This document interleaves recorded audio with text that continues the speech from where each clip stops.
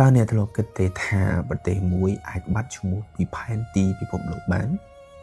នៅក្នុងប្រវត្តិសាស្ត្រមានប្រទេសជាច្រើនដែលធ្លាប់មានអំណាចមានប្រជាជននិងមានដែនដីធំធេងប៉ុន្តែដោយសារសង្គ្រាមជម្លោះនយោបាយឬការបែកបាក់ផ្ទៃក្នុងប្រទេសទាំងនោះបានលែងមានស្ថានភាពជាឯករាជ្យហើយឈ្មោះរបស់ពួកវាសល់ត្រឹមតែជាប្រវត្តិសាស្ត្រប៉ុណ្ណោះ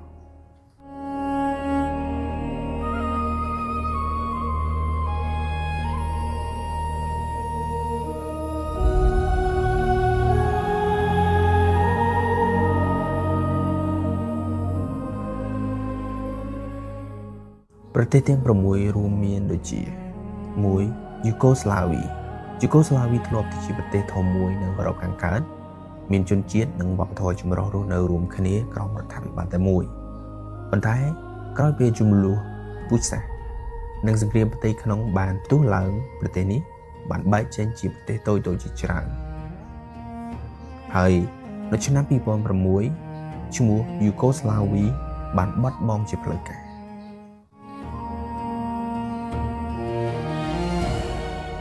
2សហភាពសូវៀតធ្លាប់ជាមហាអំណាចធំមួយដែលមានឥទ្ធិពលលើពិភពលោកទាំងនយោបាយសេដ្ឋកិច្ចនិងយោធាវាគ្រប់គ្រងដែនដីធំទូលាយពីអឺរ៉ុបរហូតដល់អាស៊ីប៉ុន្តែដោយសារតែបញ្ហាសេដ្ឋកិច្ចនិងការតវ៉ារបស់ប្រជាជននៅក្នុងឆ្នាំ1991សហភាពសូវៀតបានរលាយនិងបែកចេញជាប្រទេសចំនួន153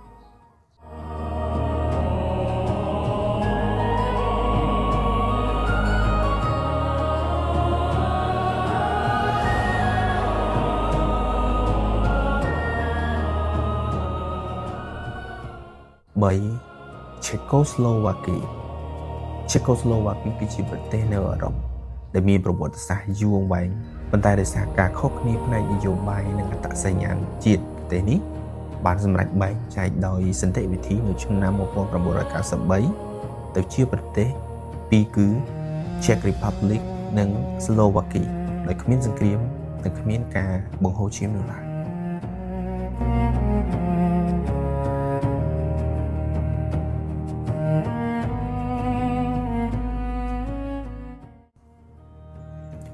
4អាល្លឺម៉ង់ខាងកើតក្រោយសង្គ្រាមលោកលើកទី2អាល្លឺម៉ង់ត្រូវបានបែងចែកជាពីរផ្នែកគឺអាល្លឺម៉ង់ខាងកើតនិងអាល្លឺម៉ង់ខាងលិចក្រោមប្រព័ន្ធនយោបាយខុសគ្នាជញ្ជាំងបែកឡាំងបានក្លាយទៅជានិមិត្តរូបនៃការបែងចែកនេះប៉ុន្តែនៅឆ្នាំ1990អាល្លឺម៉ង់ខាងកើតបានរួមបញ្ចូលជាមួយនឹងអាល្លឺម៉ង់ខាងលិចវិញហើយឈ្មោះអាល្លឺម៉ង់ខាងកើតក៏បានបាត់បង់ទៅជាប្រវត្តិសាស្ត្រ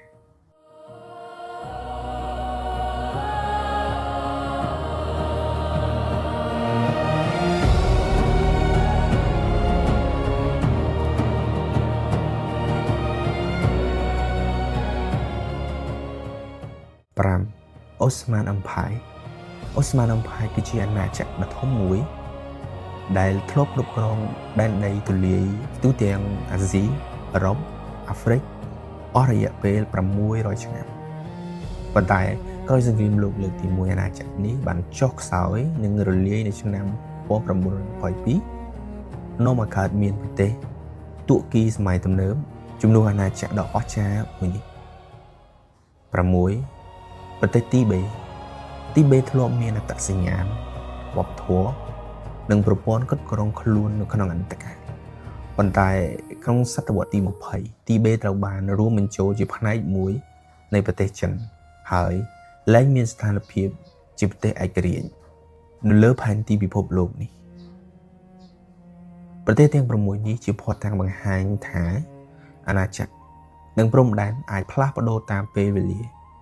គ្មានអ្វីជាអចិន្ត្រៃយ៍សូម្បីតែប្រទេសមួយក៏ដោយ